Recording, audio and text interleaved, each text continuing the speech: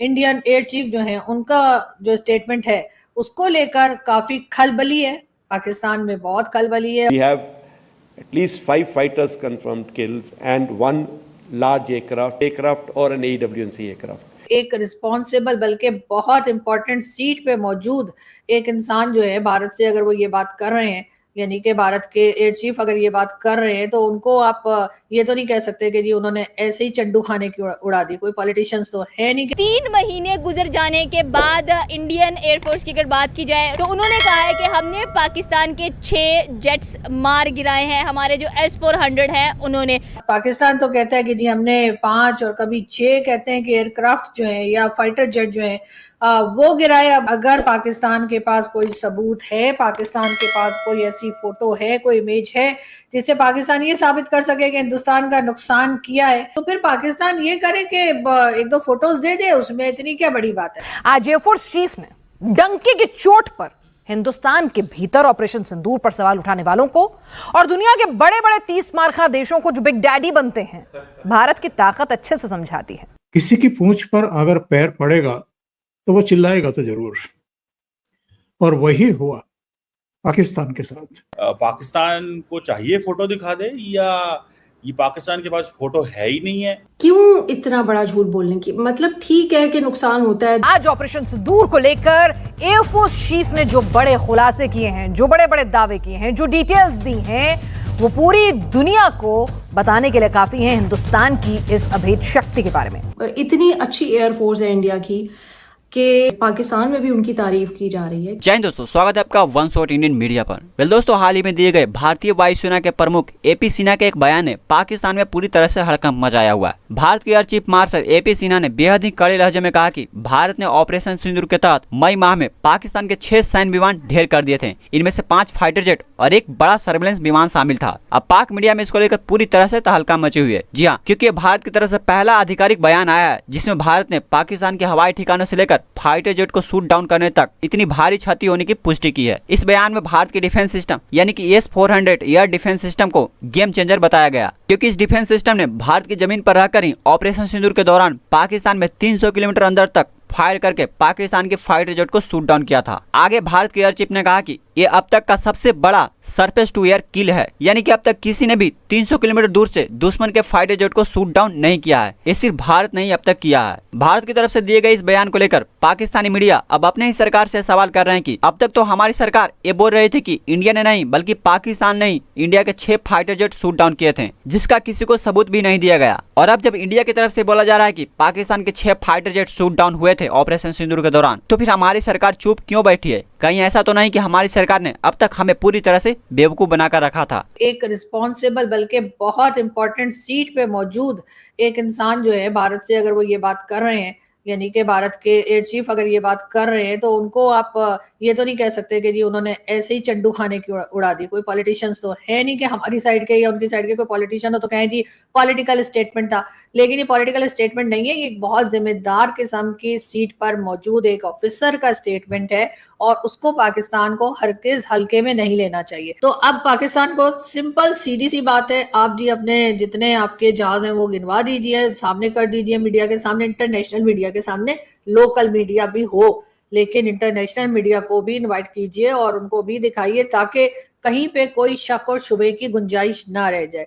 लेकिन अगर पाकिस्तान का नुकसान हुआ है और भारत की तरफ से सही क्लेम किया जा रहा है तो उसको भी मान जाने में कोई हर्ज नहीं है, इसलिए कि जब इस तरह की लड़ाई होती है, इस किस्म के अटैक्स एक दूसरे के ऊपर किए जाते हैं तो नुकसान तो होता ही है। ऐसा तो नहीं है ना कि मिसाइल्स जो है वो कोई ऐसी पटाखे वटाखे तो नहीं है ना कि वो गिरेंगे और ऐसे ही बस फुस कर जाएंगे, वो वाली चीज तो नहीं होती। तो डेफिनेटली जब कंट्रीज एक दूसरे के ऊपर सोच समझ कर और टारगेट करके अगर अटैक करती हैं तो नुकसान तो होता ही है। जैसे कि वहां पे भारत से अनिल चौहान साहब जो हैं, जनरल अनिल चौहान साहब जो हैं, उन्होंने भी जब बात की थी तो उनका भी यही कहना था कि नुकसान हुआ है, लेकिन कितना नुकसान हुआ है वो अभी हमें पता नहीं है, या वो अभी हम डिस्कस नहीं करना चाह रहे, बताना नहीं चाह रहे। इस किस्म की स्टेटमेंट भी उनकी आई थी जब उन्होंने एक इंटरनेशनल मीडिया को इंटरव्यू दिया था। और अक्सर बातें जो हैं वो इंटरनेशनल मीडिया के सामने ही की गई, और इंटरनेशनल मीडिया से ही बात करते हुए पाकिस्तानी पॉलिटिशियंस ने भी इसी किस्म की स्टेटमेंट्स दी थी।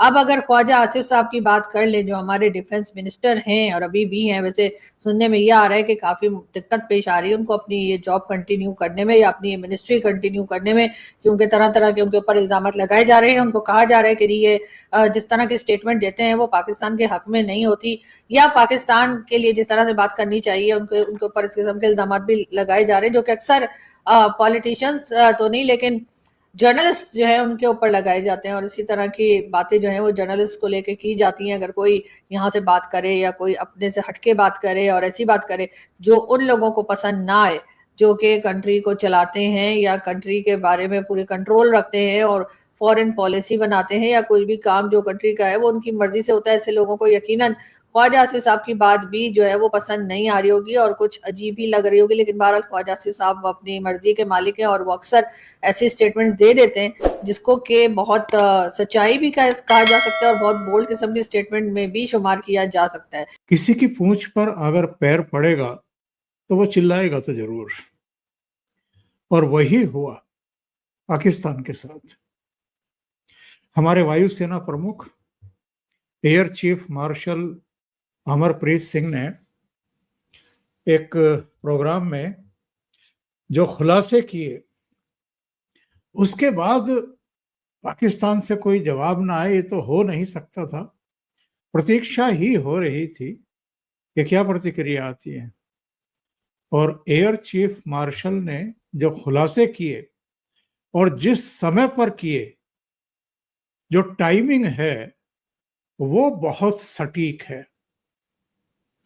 और इसके जो संदेश और संकेत हैं वो केवल पाकिस्तान तक नहीं गए हैं, वॉशिंगटन तक गए हैं, डोनाल्ड ट्रंप तक गए हैं।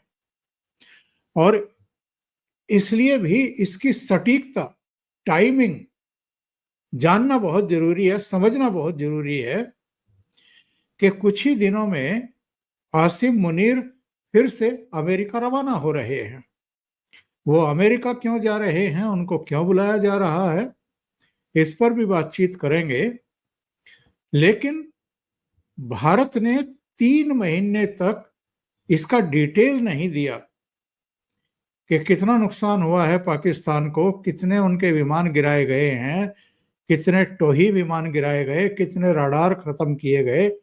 मोटे तौर पर यह बताया था कि 6-7 मई की रात को 9 आतंकी ठिकाने नेस्तनाबूद किए गए और 9-10 की रात को इनके 11 एयरबेस, कुछ रडार, कुछ इनके एयर डिफेंस सिस्टम, कुछ और दूसरा साजो सामान वो हमारे टारगेट पर था।